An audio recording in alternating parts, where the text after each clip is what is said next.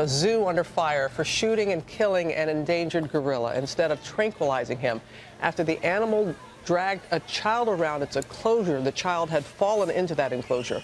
Officials are now defending their actions. ABC's Alex Perez has the latest from the Cincinnati Zoo, and we warn you, some of the video you're about to see may be disturbing. Alex?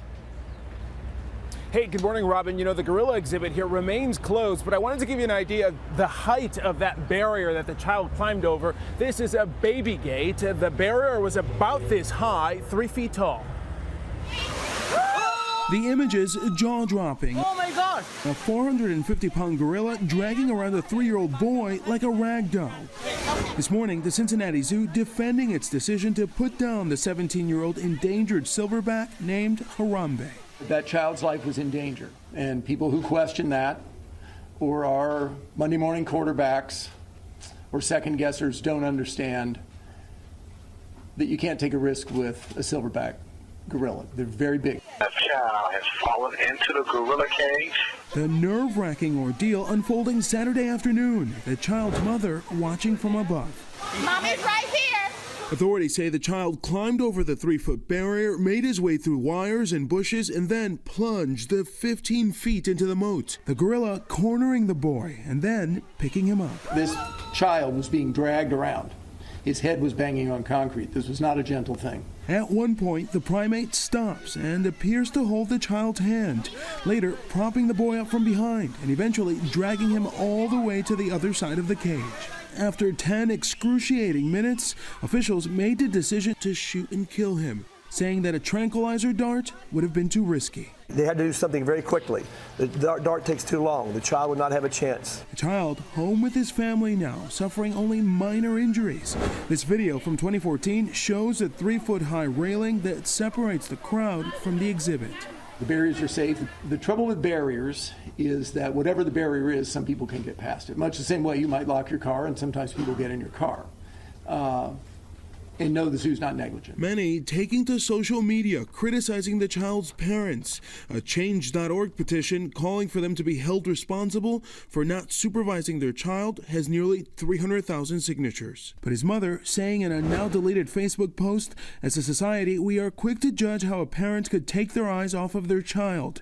Accidents happen, but I am thankful that the right people were in the right place. Monday, a special vigil held for Harambe, who was nicknamed Handsome. A memorial for the animal now growing.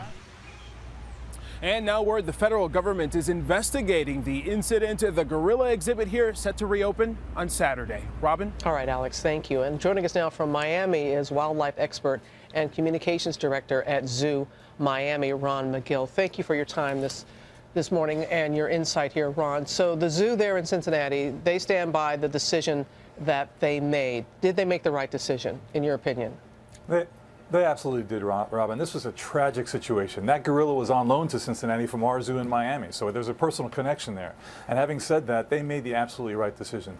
I need to let you know that that gorilla had no intention of hurting that child, and I don't think anybody believes that. However, that gorilla was disoriented, he was agitated, he didn't understand his strength. If you watch that video, you see how he takes that child into the corner. He's trying to get away from the commotion. The child is crying, the people are screaming. This was just a perfect storm of bad situations that ended in tragedy. And you alluded to it, Ron, but some people felt that when they saw the gorilla holding the child's hand and other things, that they thought that the gorilla was trying to protect the child, but you say that just isn't so. Well, I don't think he's trying to protect the child. He's confused. He certainly wasn't trying to hurt the child, right, but he didn't understand his strength. And when you see him whip him through the water like that, as the director said, that child could hit his head on the concrete. Things you didn't see as he was lifting the child up on the exhibit. He was banging the child on the rocks. This was becoming an escalated situation for that gorilla. He was becoming more and more upset. It was a horrible, horrible situation, but that decision had to be made, because had it not been made and that child had been badly injured or, God forbid, killed, we'd be having a much bigger discussion about why didn't the zoo do something sooner. That's true. The 3-foot barrier that we keep referring to and seeing, is there more that zoos, not just there in Cincinnati, but across the country, can do to protect those that are coming to see this wildlife? I can guarantee you, Robin, that all zoos right now are reevaluating all of these barriers. You know, unfortunately, sometimes something like this happens and you say, you know, at the Cincinnati Zoo, that barrier was great for 38 years. Then this happens and everybody's reevaluating. Anybody who says, oh, we're fine, we're comfortable, no. I can tell you, every zoo is reevaluating everything right now. Probably so. All right, Ron Miguel, thank you. Okay, let's bring in Dan Abrams to get a little bit more on this. There's a lot of anger about what the zoo did, and also at the parents.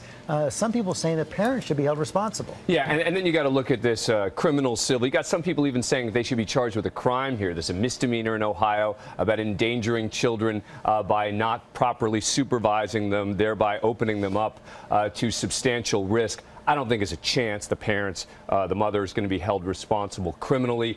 Civil, separate question, but that would require the zoo effectively suing them. I don't think that's going to happen either. Is there any chance that the zoo could be sued? I think it's a better chance that the zoo is sued potentially by the parents. So the mother could say, look, the fact that a 3-year-old was able to get into that enclosure is in and of itself a problem. And it's tough because, you know, when we all go to the zoo and they want to make it so it's that you feel like you're there in their environment, but you're not.